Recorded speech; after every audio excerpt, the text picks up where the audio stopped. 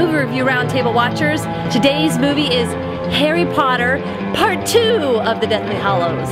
I have to tell you, I was so disappointed with the first one and pretty much almost all the other movies that I've got really low expectations for this, but I'm such a huge fan of the series that I have to go see it and finish it out and then go on with my life and then beg JK to write more. Unfortunately, I don't know what to expect from this one. I was so incredibly disappointed by part 1 that I want to have high hopes, but I'm depressed that it's ending number 1 and I hated the last one, so I'm feeling pretty low going into this. For me, best Harry Potter movie they've made. This is what I needed. I don't know if I've ever cried so much in a theater. I felt like I was saying goodbye to my childhood, but I will say that I thought part 1 was horrible. I think part 2, I think you'd be an idiot if you were disappointed by it. It's amazing. I'm gonna start crying again. I know, I can't go near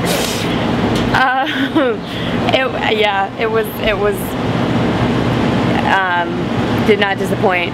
And I feel like I want to say it's because it's been so long since I've read the book, but I really don't think it is. I mean, the things that they missed in part 1, they at least touched on in part 2. I agree. I really do think part 2 redeemed all the bad that was part 1. And the acting in this one, just everybody blew, well, except Daniel Radcliffe. I mean, he stepped it up. He stepped it up from what he does, but everybody else blew. I'm disputing this hatred against Daniel Radcliffe. I think he's good. I've never ever been a fan of who they've picked of Harry Potter. I understand casting Harry Potter was probably an impossible task. He was 6 when but they started. Let's face it, I know you guys cried. I didn't cry, and I think that I feel like when I watch these movies, what's lacking is me getting emotionally attached, and I think it's the acting. Well, see, but let's talk about good acting for a second, because I think we all agree that Helen Bonham Carter is one of the best actresses of our time. Ever. H. Bond for the win,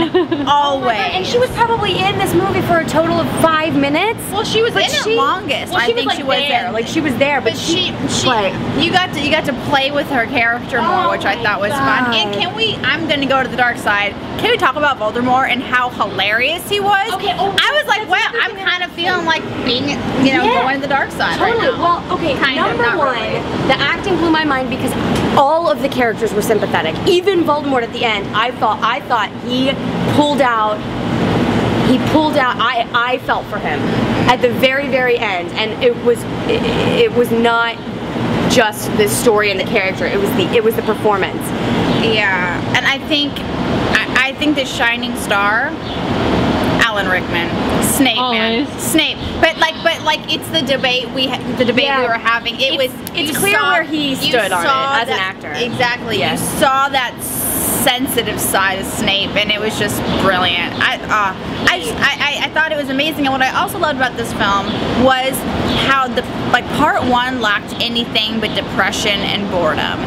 Part 2, sense of humor, right? The humor came back, the magic came back, and not in the more whimsy way, but we got to see the Hogwarts radio station. Like, everything that you missed in part 1 that you're like, oh, they forgot this, they forgot that, it's there, it's back. Like, if I didn't know they made these at the same time, I would have thought that they took audience feedback from the first one, and we're like, okay, let's get it in there. It really does feel like absolutely 2 different, because I had so many problems with the first part, and I'm like, oh my god, is this how the second one's gonna be? That's all I have left. I'm not even sure we needed the first one. That's kind of my feeling on it. Oh, it was, because they wasted that time. It was like 2 hours of wasted space in the theater. They missed so many key element points. Yeah. But the second one got it. They got it. That sense of humor, I thought about that. I was like, we're laughing right now. Like, I'm crying and I'm laughing, and this is so great, because that's what the book was. It brought the humanity back. Yeah. To be totally honest, I was let down with the battles in Hogwarts, because when I read the battles, I was like, this is going to be the best movie ever, before I even knew they were going to make movies. Like, I just saw every little thing, and in here it was dramatic, and I never got bored watching the movie. But at the same time, I didn't get the epicness that the book had. They were more montages than battles. It was like all underscored, and I can completely, like, they weren't.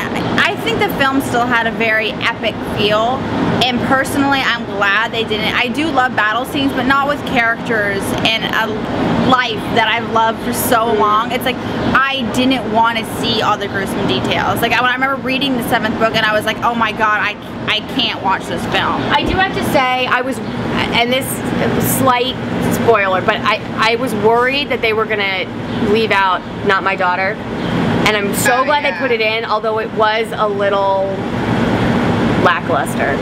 It was not the way I remember it being in the book. Well, let's be honest. I mean, the 7th book is so detailed, and there's so much pressure when you're making the last film of this saga with this fan base.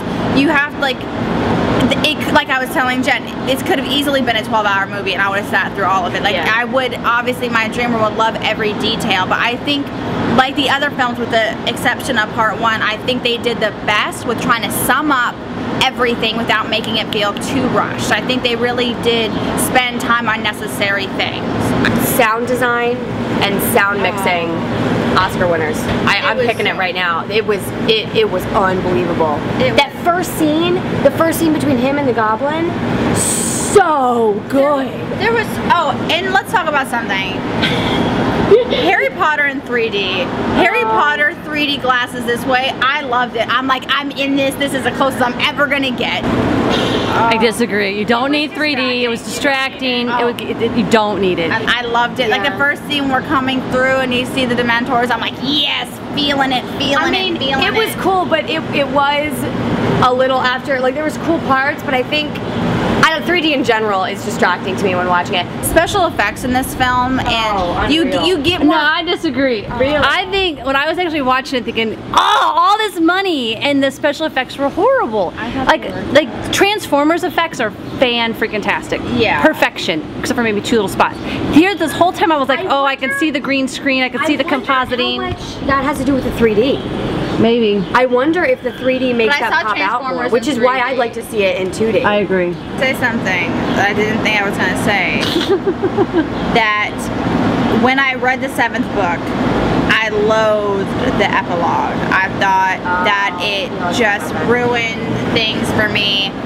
I almost needed it when I saw this film. Like at the end of the film, and then when you get the epilogue, I'm like, okay, I can like, it made me feel like comfortable. Like, I think the comfort is, which I agree, like I didn't like the epilogue when I read it either. I was like, let me use my imagination. But what it gave the movie was a feeling of Hogwarts is rebuilt and generations are going on, and I'm happy with that. And their makeup, which I expected to be horrible, wasn't too bad, and I just, it brought back the warm fuzzy feeling that the first film, the opening sequence, all that does. Like when that excitement of, oh, we're going to Hogwarts and we're starting this amazing wizardry life that I wish I had. Now let me tell you something. I didn't watch the epilogue. Yes. I stuck my head between my knees and closed my ears. And I don't know if you guys noticed, but I was like going like this so that I couldn't hear what was going on. But I did pick up on the music. That was like the only thing that I could hear. And simply just the music alone gave me exactly that feeling. Yeah. I almost wish, and I know I didn't watch it, so I can't really say a comparison, but I kind of feel like had they done ending credits with that music, it may have had the same effect. This is it. Like, say goodbye to Harry Potter, guys, because the books are gone, the movies are gone. This is it. So it's like I like the fact, and now I get why J.K. Pottermore, but it's not like as big, you know. And so I kind of get now, because I was so confused. Why would she write this epilogue? And maybe she had that same feeling. Like maybe she wasn't okay with ending it on such a death. Maybe. I think part of why J.K. did that is because she wanted to say, no, here's where my characters are going. You fans ain't gonna write where my characters are going. But I don't like that because, and I get it, I guess she didn't want somebody else to pick it up, whatever, like there's, I guess, legal or creative reasons to do that. But from what I've heard about it, it answers so many questions that I didn't want answered in a way that definitely in a way that I did not want them answered. Yeah. And I like the conversations that we had yesterday about Snape's character and his good or evilness, like that's still, in my opinion, up in the air at the end, and that's fine. But the epilogue closes that though. It doesn't leave open those discussions. I think, it also could always be some people are like, keep writing more, keep writing more. She's like, no, okay guys, this is where the characters end up, just let them go. But if she doesn't write more, I don't know what to read, and I swear to God, you guys, I go to the library and I'm like looking through books that are like, if you liked Harry Potter, you'll like this. I don't find it. I may just take a hold of JK and be like, let's see what was happening on this day. Like, hire you as my personal writer. Do it. Just wait. You have to be really rich to do that. I can't even tell you. It's like I was telling you guys when I walked out of the theater, I'm like, I feel like my heart has been ripped out. It's like, you can't, like, no, you can't create this, like, how selfish, JK. Don't create this world and then say, oh, never mind. It's all in her brain. Put it down on paper. We'll read it. Don't let us out. Give it to us. Selfish. You know what? That's what she's trying to do, though, with Pottermore. She's opening it up to people. Not enough. That's not enough for me. That's not enough. It hasn't even started yet. It could be brilliant. I think JK, she could be on there doing live chats with people. I need to Skype with her. Live chats on Pottermore. JK. Get on there. Talk to us. I have a lot of questions for her. I know. So many questions. So if she sees this, which she undoubtedly will, Of course she will. call me. We'll set something up. Call me first. Because I got party line. 3-way. Don't call Malia, we'll never see you again. I think part 1 was so insignificant, you could literally just jump on into part 2. If you're somebody that is like, I know what Harry Potter is, they're wizards, they do magic, everybody's crazy about them, I've never seen the movies, or I saw the first movie with my friends, and maybe I saw part of the second movie on TV, don't go see this movie. Watch all the other ones or read the books and then go see this. No, I get that, but I think I'm talking about as an absolute standalone film. Like, don't even think about the other ones. I think this film will hit a lot of notes for fantasy fans in general. I think it was not even taking consideration the Harry Potter franchise. I think you need to think about, there was times when, especially when the giants start rolling in, very Lord of the Rings reminiscent. Yeah, I agree. There was in Snape's flashbacks, these aren't too much spoilers, it was very Tim Burton. There was a lot of different hints of great films in that essence in this film. It's not going to be as over the top. Exactly. Great directing. I think as a standalone film, people would enjoy. I don't know if they'd understand it. I think that it would be good. I think that's the only thing that would be missing is the backstory.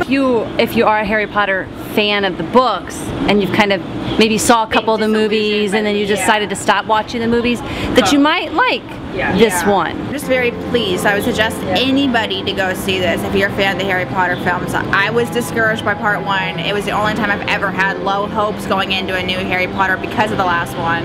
But I really think it redeemed itself. I think it's a perfect closing to the most amazing film and book series ever.